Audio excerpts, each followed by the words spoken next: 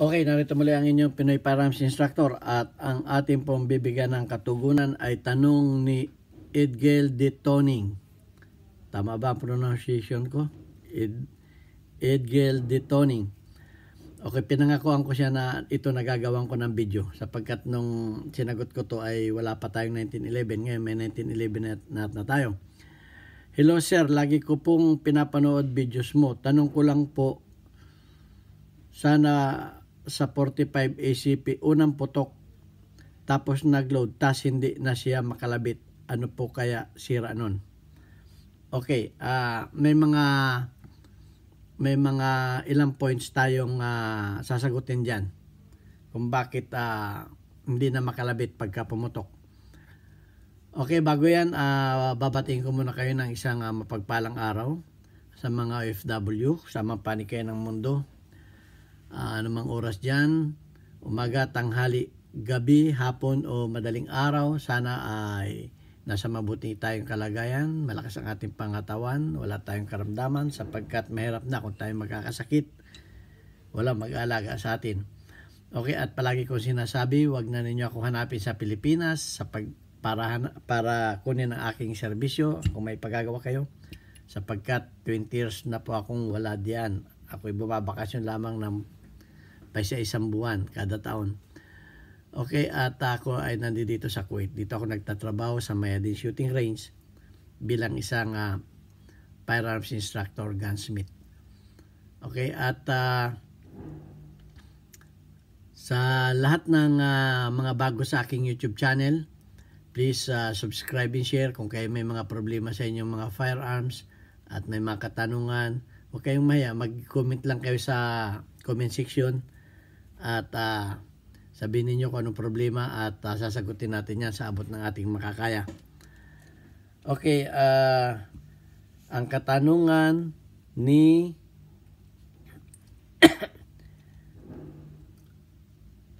Edgel de Toning. Okay, merap sa pronunciation. Okay, ang problema niya pag pumutok, ibig sabihin nakakak ang iyong pag pumutok ang iyong hammer. Pag yan ay hindi nakakak at nag-hammer down, ibang problema yon. Talagang pag yan ay naka-hammer down ay ibang problema yon. Yun yung isang video na ginawa ko. Okay, ngayon nakakak pero hindi makalabit. Ang isa ko nakikita diyan ay ito na namang lip spring na to. Isang problema diyan. Pag itong nasa sa gitna na ito ay hindi lumapat sa disconnector, ay yung disconnector niya nakababa. Kinakailangan yung disconnector niya ay umangat para pag kinalabit mo ay gagana yung hammer. Ito ang example. Ayan na. Wala ito. So, pag kinalabit mo, matigas. Kasi nga, nakababa yung disconnector. Ito yung disconnector niya. Oh. Nakababa. Oh. Dapat yan nakalutang yan. Okay, ipalulutangin natin. Ang nagpapalutang dyan, itong nasa gitna na ito tinutulak niya. Ngayon, kung ito ay pinalambot mo ang trigger, gusto mong palambutin at ito inilayo mo, at ito ay sa halip na tumulak doon sa disconnector para tumaas, hindi niya maitulak. So, ganito ang mangyayari. Hindi niya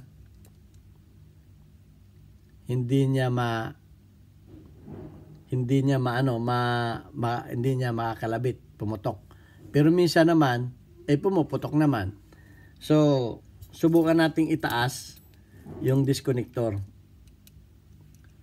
Malalaman natin yung disconnector na ayan. Ayan. So, umangat na dito yung disconnector. Nakita natin doon, umangat na. So, pagka nakaganyan ang position yan, alalayan lang natin yung hammer, baka maputol. Yan ay, yun, papalo na yan. So, yun, hindi siya makakalabit. Kahit anong kalabit nyo, tumigas na. Yun ang isang problema. Ang isa pang problema, kung ang slide ninyo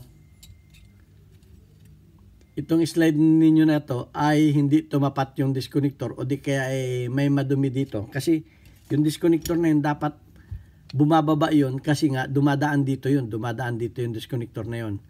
Ngayon pag nag-home na ito, papakita ko sa inyo.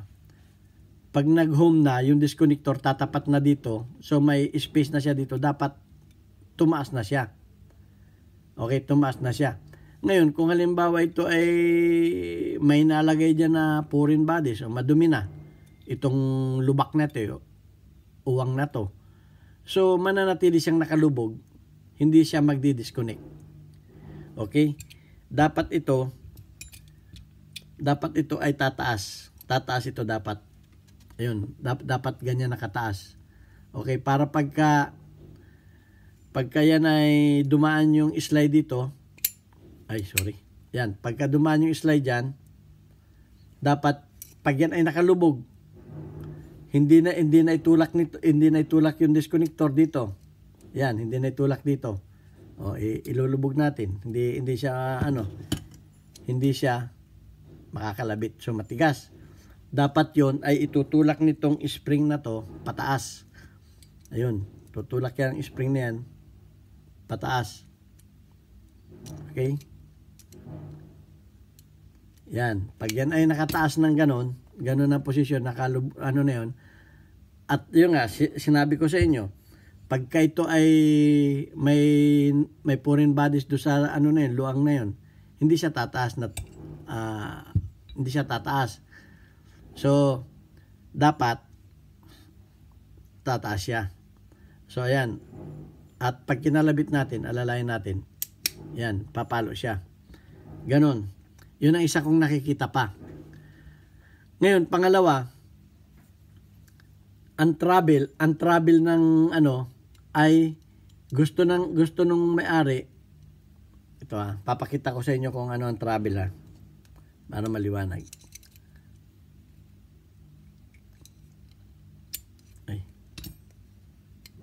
Yan.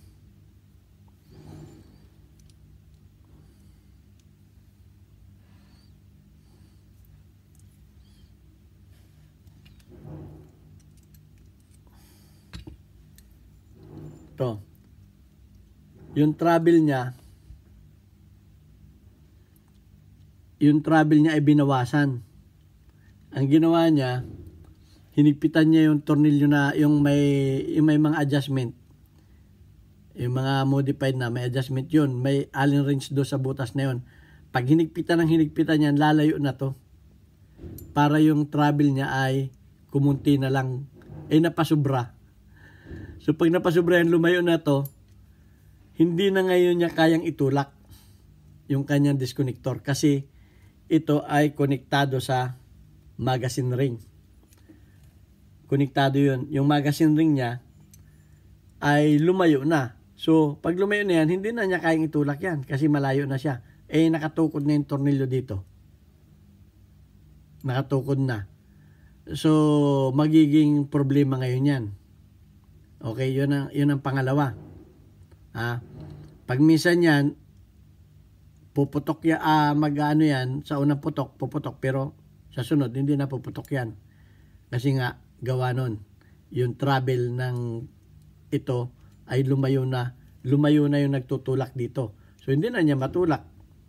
Kasi nga, pag hinigpitan mo yung tornilyo na yun,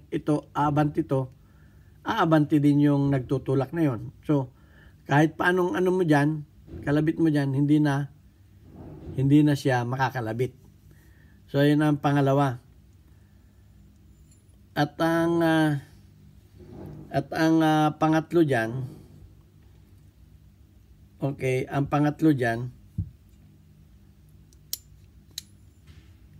kaya hindi na maaring ito ay napudpud na to. Okay? Ito, kinakailangan makikita ninyo yan na pagka nakakabit ito, pagka ito yung nakakabit, papakita ko sa inyo yung pagkabit niya na. Papakita ko sa inyo. Dapat ito ay nakakabit ng tama.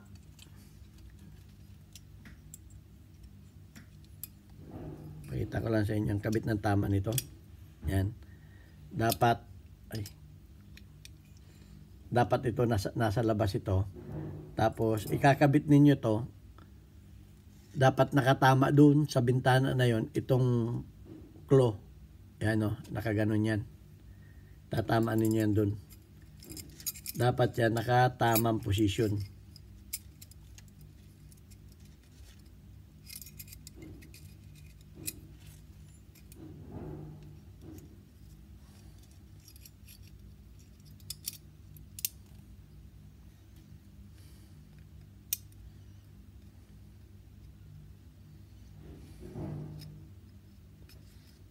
Ayan, dapat nakatamang posisyon yan, nakaganyan yan. Ito yung nagtutulak sa safety grip. Yan, dapat nakaganyan yan. So, dapat chichikin ninyo ito kung ito ay lumalaban. Itong disconnector na to. Kung yan ay naglalaro. Yan o, pag yan ay hindi naglalaro, pag inilubog ninyo, hindi naglalaro yan, yun, ang ibig sabihin nun, hindi nakatama yung nasa gitna na lip spring. Okay? Ngayon. Yun dapat. Ang isa pa, kung bakit sobrang matigas ang nakikita ko, na sobrang matigas, baka naman itong hammer, sinubrahan naman, baka ginalaw ninyo itong hammer, itong parte na to, itong dalawa na to, baka sobrang pinalalim yan, baka binawasan ito dito, sobrang tigas yan at talagang hindi mo makakalabit yan pagka sumubrang lalim na to dito. Okay, so ito tune up din to. May video na rin naman tayo kung paano pag-tune up niyan. Ayan, kita niyo yan. Itong ano na to, yung pang isa. Kaya matigas kalabitin kasi nga tanggalin natin yung sear. Okay, ito yung sear niya. Nakaganyan siya dyan. Yan, nakaganyan siya. Ayun. Baka ito ay sobrang talas naman. Kaya hindi na ma-disengage pagka nakaganyan. Pwede rin yun. So, wag ninyo itong pakikialaman kung hindi kayo professional. Wag ninyong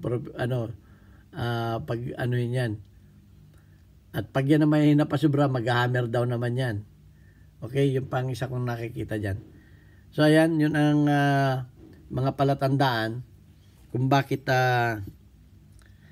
hindi makalabit o sumubrang tumitigas ang hammer. Okay, baka itong travel, sobrang hinigpitan yun. At kinapos na dito, kahit anong kalabit mo dyan, hindi na may tulak. Hindi na niya ito may tulak. Ito kasi dito kasi itong disconnector na ito, pag yan ay nakababa, hindi yan magdi-disconnect. Yan o. Pag nakababa yan, hindi magdi-disconnect yan. Tinan niyo, hindi ito gumagalaw. Kaya, itong spring na nasa gitna, andyan yan eh. Yan o. Yung spring na yan, dyan yan. Yung gitnang spring, yan. Yun ang nagtutulak nito. Yun ang nagtutulak na. Kasi pagka dumaan yung slide dito, bababa ito, yan, nakadisconnect yan. Hindi yan magano. Pero pagka nag-home na yung slide, dahil itong ang tapat nito ay mayroon siyang lubak, magkakameron ng space, tataas na yan. So, pagka kinalabit mo, itong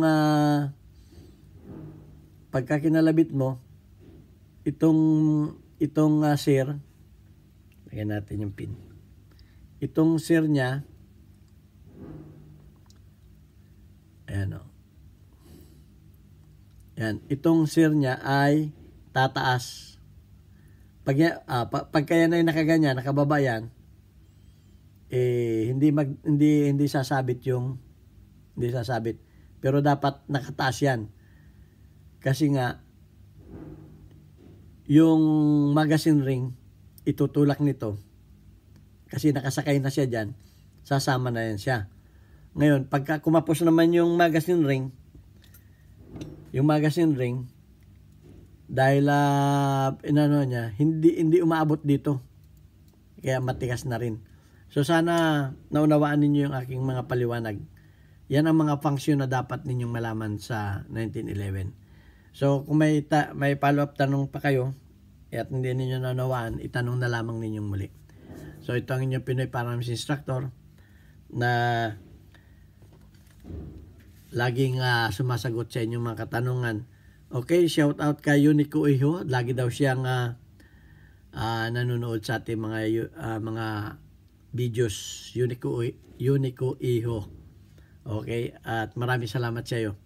Ganon din kay YT JMG. Okay, shout out sa iyo YT JMG. Okay, at please kung manunod kayo ng aking YouTube channel ay huwag ninyong i-skip yung mga ads kasi for charity, meron tayong tinutulungan ng mga estudyante at yung kikitain natin sa YouTube ay tutulong natin sa kanila. Actually, 6 sila. Okay, maraming salamat sa inyong panunod at please share para yung iba pa nating mga kababayan ay mapaabutan natin ang ating maliit na kaalaman. Actually, marami nagre-request sa akin ng English. Gawin kong English kahit yung mga ibang lahi dito. Pero priority ko talaga ay mga Pilipino na kalahi ko. Isa pa mahirap mag-English. Dudugo ang aking ilong. Okay, hanggang sa sunod na video, ito ang inyong Pinoy Paramis Instructor na nag-iiwan ng katagang God bless us all. Thank you very much.